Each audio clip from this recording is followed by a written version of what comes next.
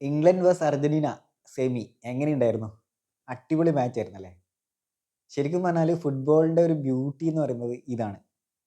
Last moment വരെ നമുക്ക് ആ കളി കാണാനുള്ള ഒരു ഒരു ക്യൂരിയോസിറ്റി ഉണ്ടാവും, ആര് ജയിക്കും എന്നുള്ളത്. ഈ വേൾഡ് കപ്പിൽ അർജന്റീന ഗെയിമൊക്കെ അങ്ങനെയായിരുന്നു. അർജന്റീന ലാസ്റ്റ് മൊമെന്റിലാണ് കളി മാറ്റിയത്. അതുകൊണ്ടാണ് ഫുട്ബോൾ എപ്പോഴും പറയുന്നത് ഒരു ഫിസിക്കൽ ഗെയിം മാത്രമല്ല, ഒരു മെന്റൽ ഗെയിമും കൂടിയാണ്.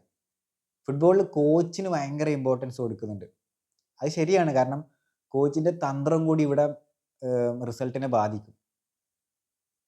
ഈ അർജന്റീന വേഴ്സ് ഇംഗ്ലണ്ട് ഗെയിമിൽ ആദ്യം മെസ്സിനെ ഇംഗ്ലണ്ട് ശരിക്കും പൂട്ടിയിട്ടുണ്ടായിരുന്നു, ബ്ലോക്ക് ചെയ്തു.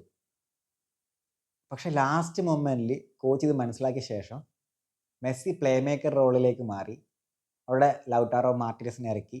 അങ്ങനെയാണ് കളിയൊക്കെ മാറുന്നത്. ശരിക്കും ഇംഗ്ലണ്ടിന് പാളിയത് അവിടെയാണ്. ഇംഗ്ലണ്ട് പിന്നെ ഫുള്ള് ഡിഫെൻഡ് ചെയ്യാൻ വേണ്ടി പോയി, അവർ അറ്റാക്ക് ചെയ്തിട്ടുണ്ടായിരുന്നില്ല. അപ്പോൾ ഇതാണ് ഫുട്ബോളിനെ ഒരു വ്യത്യസ്തമാക്കുന്ന ഒരു സംഭവം. ഫുട്ബോൾ ലാസ്റ്റ് മൊമെന്റ് വരെ ഇങ്ങനെ മാറിക്കൊണ്ടിരിക്കും. ഇനി ഫൈനൽ വരാൻ പോകുന്നത് സ്പെയിൻ വേഴ്സ് അർജന്റീന.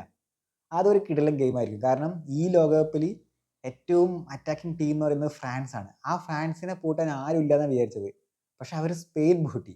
ഈ സ്പെയിനും അർജന്റീനയും തമ്മിലായിരിക്കും ഫൈനൽ വരുന്നത്. അപ്പോൾ നമുക്കത് കണ്ടറിയാം